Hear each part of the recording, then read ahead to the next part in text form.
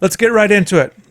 With Will Wade at McNeese, just a really highly impressive coach to me. I think he would certainly be a great option for the Hurricanes. I think it'd be a slam dunk hire.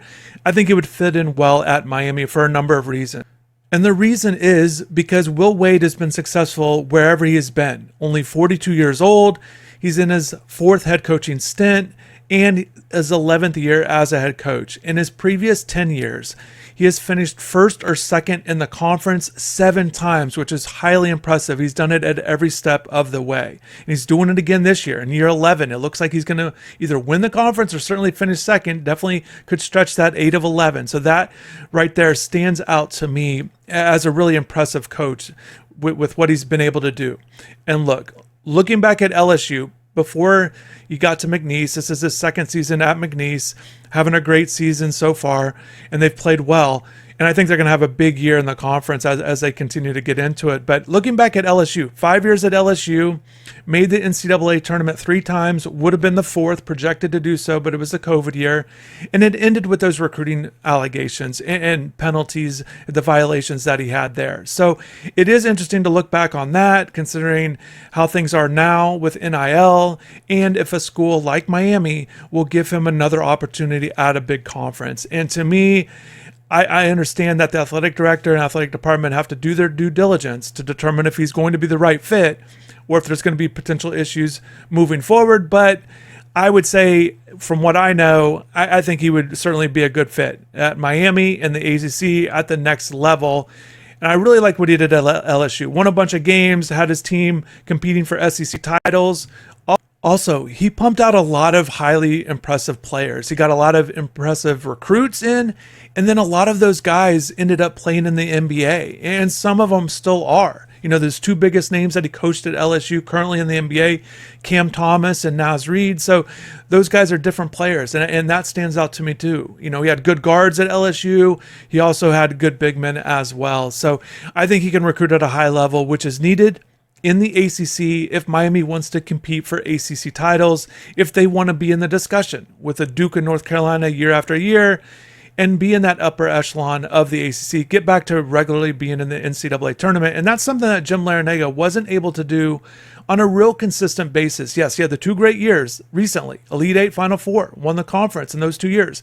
But 3 losing seasons before that, and then now it's going to be that second losing season after that run. So they had 2 great years, and then those other years weren't very good at all. So just that more consistency, and I think you could get that with Will Wade based on what he did at LSU, and again, what he did at Chattanooga, at VCU, and once again at McNeese, just winning a ton of games. Last year, McNeese won 30 games and went to the NCAA tournament. So a highly impressive team, highly impressive resume so far for Will Wade.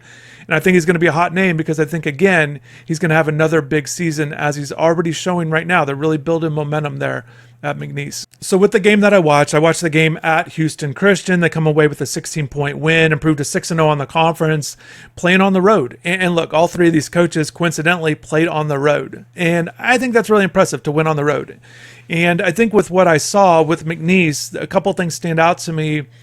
First off, with Houston Christian, their top player, Julian Mackey, comes into the game, averaging 15 points a game, a guard, but he was held to 9 points, 2 of 8 shooting. So, it's one thing watching these games. It's obviously much easier watching players and how players perform, but kind of watching a little bit of the coaching stuff, kind of taking a coaching angle. So you got to give this team and his coaching staff credit for essentially that scouting report and sticking to it, understanding he's a big deal, and they did a great job limiting his touches, making it hard for him to score.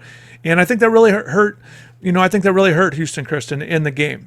Other things that stood out to me too, and this was a lot of fun watching this, but McNeese was running all kinds of defensive looks.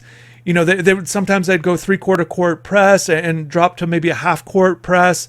They would definitely do a man-to-man defense, but also this was all in the same game. They would go with this half court trap, a 1-3-1.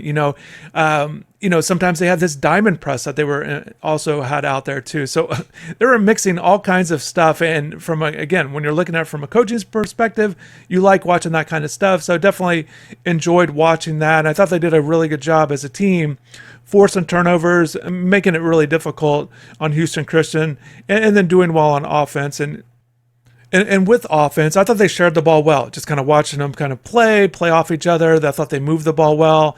There was an instance that stood out to me, a pick and roll situation, for example. And look, when you're doing a high pick and roll at the top, either 1-4, 1-5, whatever it might be, it's very easy for the other three guys to sit around and watch.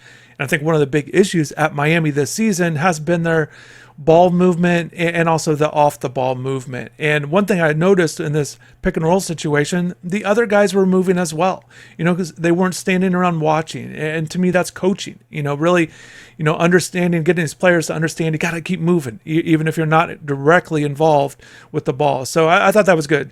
So that stood out to me too. But again, just being able to show a lot of defensive looks. I thought that was really impressive, and doing all that in a game like this, I thought that, again, it just really stood out to me. And I think that's something that can translate to a higher level in the ACC. I think if you want to do different things based on scouting report, whatever it might be, I think it will translate, and you definitely like that Will Wade has that in his bag there.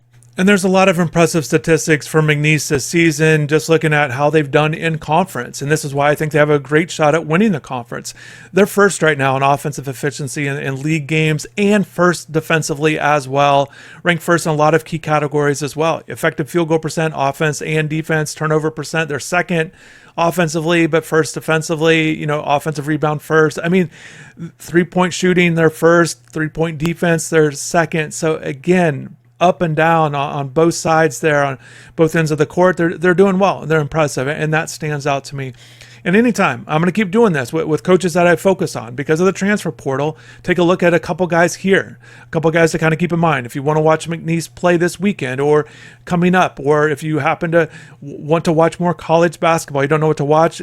When you're watching McNeese, there's two guys that stand out to me in terms of some transfer portal possibilities.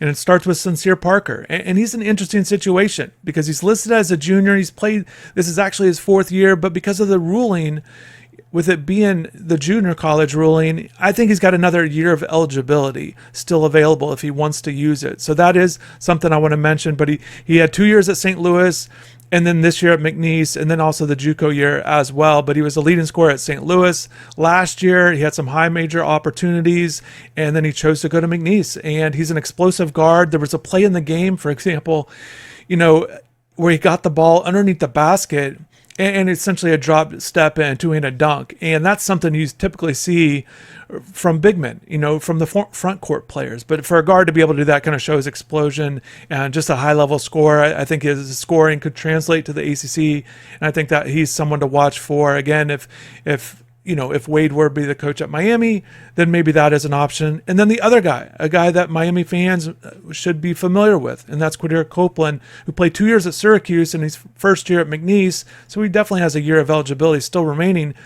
And I think with Copeland is, he's a bigger guard, and he's being used on the point guard spot a little bit more, a lot more, so just kind of watching him operate as a bigger guard, and I think with that point guard spot, with what Will Wade has had to say in some interviews, it's a very important position, and he understands that, and he likes what Copeland's able to do, kind of distribute, and also kind of just having that big size there at the point guard spot. And then lastly, just kind of wrapping this up with Will Wade, one of his key assistants, because again, you're expecting, anytime there's a coaching change, the potential could be that his assistant coaches could follow him. And one guy stood out to me in particular, Vernon Hamilton, former Clemson standout guard. So he certainly understands the conference. He was a graduate assistant there, also defensively. And I think this is going to be a theme with the next head coach. Hamilton was kind of a defensive guy, all defensive team performer, Clemson school leader in steals. So he's bringing that defensive mentality. Again, understands what it takes in the ACC. So that's going to wrap it up with Will Wade. Drop in the comments below. I'm going to keep this thing going, but let me know what you think about Will Wade. Do you think it'd be a good fit at Miami, or would you like to see somebody else?